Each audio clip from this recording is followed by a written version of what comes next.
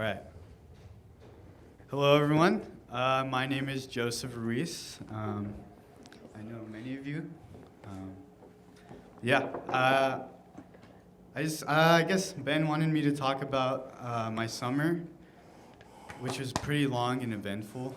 I didn't really plan a specific speech, so I'm kind of winging it, but we're good. We're good. I'm a little nervous, but it's fine. So this summer, I worked at Riverbend Retreat Center, if you guys are familiar with it. I'm pretty sure most of you all are. And it's basically just like it's a retreat center, but it's like a church camp, I guess. So I worked there with Addison and Austin, who both come here as well. That was super fun. I do have like a picture. Oh, gosh. That's embarrassing. Yeah. So I served on the grounds team, which means I just cut grass all day and weed ate and took trash out and killed some animals. Well, snakes. We killed snakes. No, not any animal. But yeah, so that was pretty weird because that's not the job that I wanted, but it worked with my mission trip that I was going on in the summer in July. So I worked with the dude in the cowboy hat sitting next to me. His name is Dylan. So we were the only two people working grounds the whole summer. That was pretty fun. They let us drive golf carts and stuff and trucks. So that was really fun too. And then the two girls on the side, yeah, those are our friends. And this, I guess we can go to the next one. It's another picture of us. We all got pretty close. It was pretty cool. Most of the other staffers were a lot younger, like 15, 16, that range, it was pretty weird to me because I was expecting people more my age, like in their 20s. But man, it was just super cool to see all of these kids like give up their summer to work there and serve others. And most of them are like super like involved in their faith, and it's just super encouraging to see because I was never like that growing up. But just seeing them just, like I said, give up their summer and serve others was really encouraging and inspiring to me, I guess. Yeah, so I did that, and then I went to Florida for 2 weeks in July. Here's me and my partner flexing over this gator. We went on this, I think it's called like an airboat ride thing with like the big like propeller on the back. We needed like earmuffs and stuff. It was pretty fun. We saw some alligators. And then I have another picture of this, and it's, yeah. But what I did in Florida was I worked with this ministry called Canaveral Port Ministry, and it's basically port ministry, which means that they're right by like these ports, right? And so all these like cargo ships and cruise ships come to that port, and they just minister to the men on the ships, the men and women on the ships. They call them seafarers. But right now, COVID really put a halt on that ministry, so it's not the same. And I kept hearing like in the 2 weeks that I was there, they were like, "Oh man, we feel so bad for you guys because you guys aren't getting the full experience of what we do here." But we did good work. I didn't get to share the gospel as much, but it was more of meeting more of like physical needs to the seafarers because they couldn't get off the ships because of like COVID and stuff, So we like went shopping for them. We went on board some ships to like give them SIM cards and stuff so they can talk to their families because they're coming from like all over the world, like India, Russia, Ukraine, stuff like that. So it was pretty interesting. Yeah, so here's us on one of the cargo ships that we went on to. We had to wear like hard hats and like vests and stuff, super professional. And we had like these badges called TWIC cards, so I had to get like background checked by the government so that I can get onto the ships and stuff.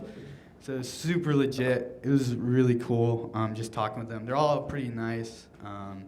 Yeah, here's me and my partner again in front of this brand new cruise ship. It's called the Mardi Gras. I don't think it had like gone out for any cruises yet at that point in time, so it was like brand new. There's like a roller coaster on that thing. It's pretty crazy, but it's just so big. I think I have one more. Yeah, so another thing that we did at the ministry, or what they do, is they allow the seafarers to use their address to like deliver packages to them. Because if they deliver it to like the company that they're working for, it's in like another building. So like it's in a building like someplace else, probably where they're not staying. So it'd take like a really long time for them to get it. So they can just order stuff to the ministry, and we'll go ahead and deliver it to them. So that's what I was doing. I'm carrying this like really big bag of packages, and there's like a couple of them too. So it was like I'm like sweating. It was like intense. So yeah, we delivered it to like cargo ships. I think like that one right there. That one's like a Disney one. They had like 2 Disney cruise ships there. Yeah, it was pretty cool. Like I said, it was just more meeting physical needs, and as opposed to spiritual needs and emotional needs. Yeah, it was really fun. I got to meet a lot of people. They were all super nice. They had like volunteers take us out every night for dinner, and it was really fun because they're all like much older than I am, so they're much wiser and they've been following Jesus a lot more than I have. So it was very cool. We had many very fruitful conversations. Yeah, so that was super fun. That was my summer. Yeah, I think that's it. Pretty good. Oh, yeah.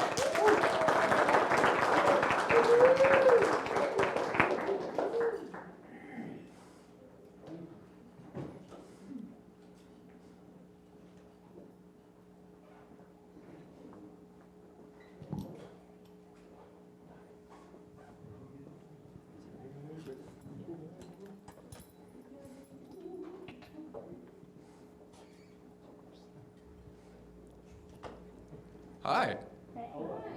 Can y'all hear me? Okay, cool. Oh, cool. Okay, I can't hear. Cool. So, my summer I spent working at South Texas Children's Homes Ministries, otherwise known as Stitch. So Stitch, if you go to the next slide, was started in 1950 as a home for orphan children. So children that maybe don't have parents, or maybe their parent can't take care of them, Stitch is there to kind of give them the care and the love, food, shelter, clothing, all that stuff that they need. Since then, though, Stitch has grown to include a Homes for Families ministry, specifically for single mothers with their children, an international ministry, a faith and works ministry helping people find jobs and secure employment, finances ministry, helping churches and people who need help with money figure out their finances, a ministry for pastoral care, teaching pastors how to care for their church and how to care for their body, and then a family support ministry, supporting families through family marriage therapy and things like that. So what I did working with Stitch, I worked on their Homes for Families campus, on the campus with the single moms and their children. So we would take in single moms who struggled with things like poverty, substance abuse, maybe they were involved in some kind of domestic violence.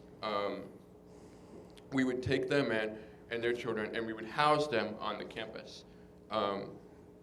These moms and their children were given food, shelter, clothing. They were given opportunities to transport and like get a car and go to the store. They were given opportunity to go to school, go to work.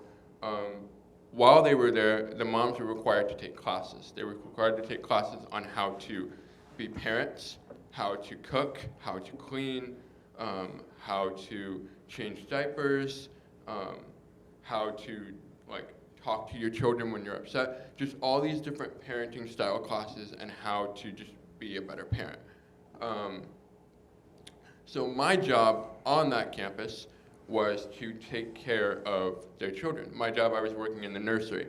I cared for their children when the moms were in their classes. So I would do things like change their diapers. I changed so many diapers, it was not even funny. I changed their diapers. I made sure they had their food. I would prepare their lunch for them. I would pick up their toys. I basically just, whatever you think of when you think of a nursery, that's what I did. I heard a lot of nursery songs. I'm pretty sure I'm traumatized by that. I might need to go see a counselor now. No, but I loved it. But I worked on that campus. I worked on their Homes for Families campus. However, because I am a man, I'm not allowed to stay on that campus because it was a bunch of single mothers and their children, and they had some issues with me because I was the first man they had ever hired to work on that campus. And so I stayed on their Homes for Children's campus. Can you go to the next slide? Cool. So this is a picture of the Homes for Families campus. This is where I worked. This is the nursery. Beautiful little chapel. This is actually a church way back in the 1950s before Stitch bought the land and turned this room into a nursery. Next slide. So it was a one-room chapel. The entire building was one room. And that one room was our nursery. That is where we worked. And that's our nursery. After we had cleaned it, we cleaned it every single day. So it was spick and span for those kids to get there. Next slide again. Cool, okay. So this is me and my supervisor, Kathy, and my coworker, Mari. We were the people that were caring for the kids. It was 3 of us, and then we had 5 kids that we were staying with. So anyways, that's what I did on the Homes for Families campus. However, because I couldn't stay there, I went to the Homes for Children's campus, and I also worked there. The Homes for Children's campus, this was the original campus that I had talked about that was started way back in the 50s. This was the original campus where they would bring kids in who were orphans, or their parents couldn't take care of them, or maybe these kids have behavioral issues. There were a multitude of reasons why these kids could not stay with their parents or didn't have the ability to do that. The children who were placed at the Homes for Children's lived with house parents in cottages. Each cottage functions pretty much like a normal household. The kids live there, they play there, they do their homework there. They play games with their families. They play in the cul-de-sac. It basically just like a normal, small, awesome little neighborhood for these kids to grow up in. They can live here temporarily, maybe for a little bit of time, or they might stay there their whole lives. There's some kids that were there from the age of 4 all the way to the time they graduated from high school. Next slide, please. So this was that campus. This was the Booth campus. It's a very big campus, very big neighborhood. I forget the amount of acreage that it was, and don't ever ask me because I don't do math. That's not math, but I don't like numbers. Anyways, so this was the Booth campus. This is where I stayed. This is where those children lived in that neighborhood style setting. It was a very, very beautiful campus. They have a pool. They have a gym. They have a workout gym. They have a recreation room. It's basically like they have a house they live on the campus in a house in a neighborhood, but they also have a bunch of extra stuff. They have pools and a library, and they have a store on the campus as well. It's a very, very nice setup for these kids to grow in. These kids are constantly being loved and cared for and have everything that they need. Next slide. Cool. This is one of the cottages. This is the Brown Cottage. I spent probably, when I wasn't in my apartment, I probably spent about 95% of my time in the Brown Cottage hanging out with those kids and their parents. They were just, the house parents were some of the sweetest people I had ever met. And the kids were awesome. They were so much fun to hang out with. I talked a lot to those kids about Jesus and about just life in general. They would tell me their problems with school and high school relationships that don't even matter. They would tell me just, sports and their aspirations, their dreams. I spent a lot of time with not just the kids in this cottage, but in every cottage, because that was part of why I was there, was to be a source for their children to come and talk to, someone for them to lean their shoulder on. I had so many kids just come up to me and randomly start sharing with me, like, hey, Nate, this is what I've been through, like out of nowhere, which is good because it shows that they trust you. And that was our whole goal on the boot camp. It was to get to, was well, that was our whole goal on the booth campus, was to get those kids to trust us and to know that we love them and care for them and wanted them to have a relationship with Jesus. Next slide, please. So on the Homes for Families campus, these were my kids. That was me, and then Keith was 13, Tanaya is the girl, 15, and then Mari was my other coworker. I was mainly there, part of the reason they hired me was to mainly work with Keith and Tanaya. Yes, I worked in the nursery, but my main job was to be there for Keith and Tanaya. One of the problems with the situation that these kids are in is they don't have fathers. They either don't have fathers or their fathers aren't there. Because the Homes for Families campus is specifically for women and their children. And so these kids don't have a good male role model to grow up with. And so part of the reason I was there was to be that role model for these kids. I spent a lot of time talking to Keith and to Naya and just trying to love them the best that I could.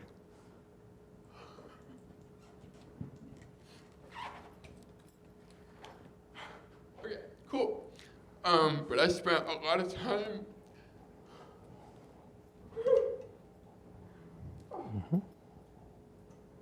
Hi. I spent a lot of time talking to them, getting to know them.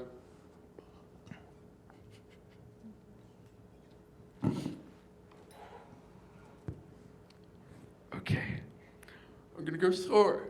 All right, so I spent a lot of time talking to them, getting to know them, trying to share the gospel with them.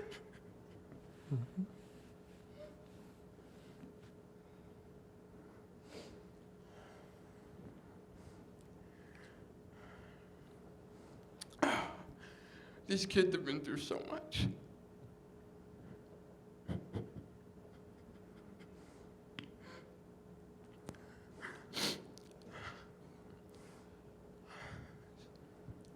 The things that they shared with me were not things that any child should ever have to go through.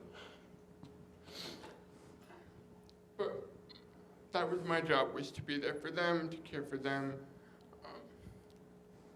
to love them, to make sure they knew what a good father, brother, sibling,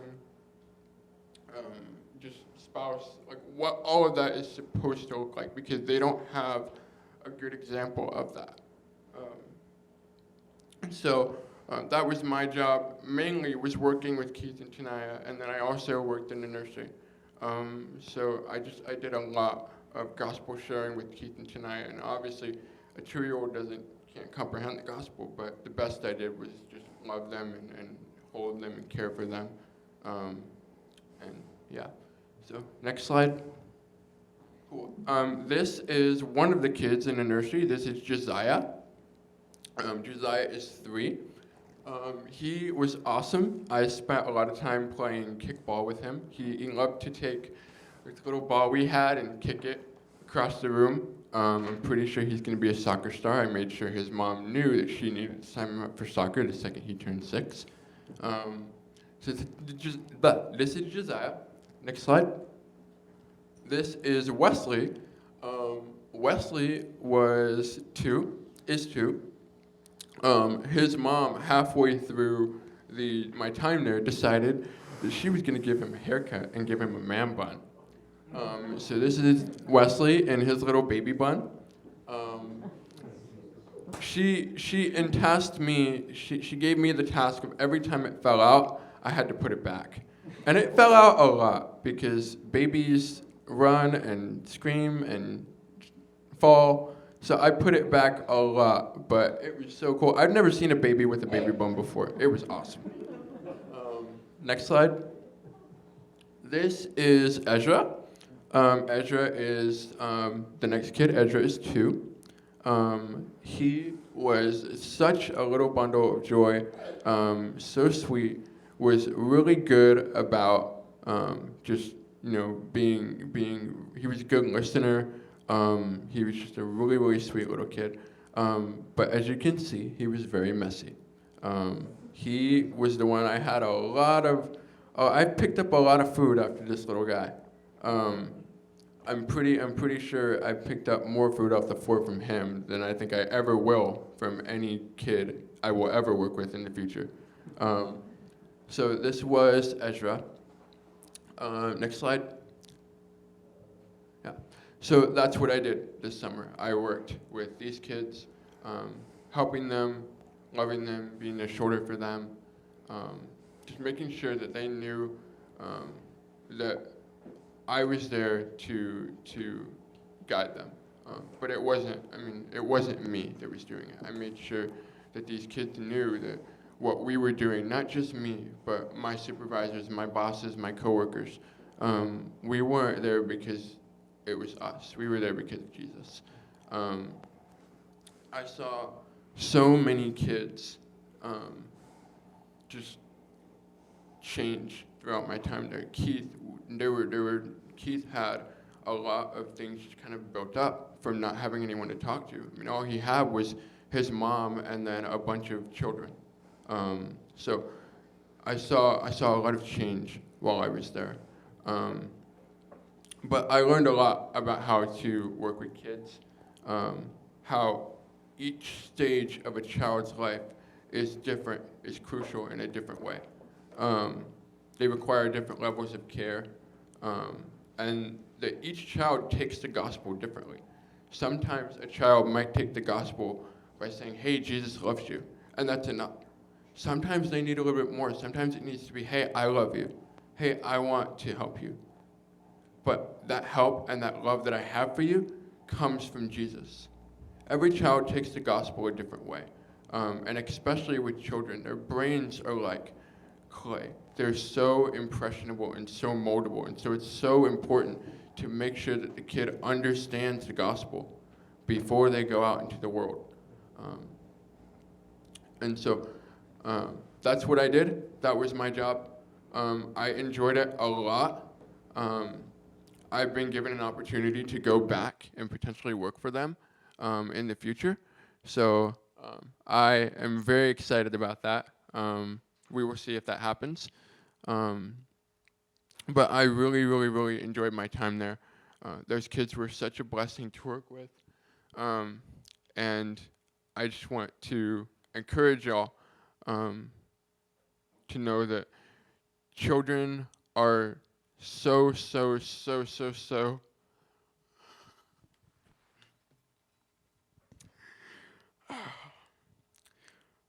we love it when it rains, man. The floodgates open, brother. But I just want to encourage y'all to know that children are some of the most important people that we need to have our eyes and our hearts set on, because this is the future of our country, of our world. And so the future needs to know about Jesus. That's our job, is to pass Jesus down through the generations. So children are some of the most important people that we should be sharing the gospel with. And so I just want to ask you that y'all would pray specifically for those kids that I was working with, that you would pray that they would know his name, and make him known, and that God would just continue to work through Stitch and work through the ministry that they are doing, work through the things that they are letting Jesus control. So thank you so much.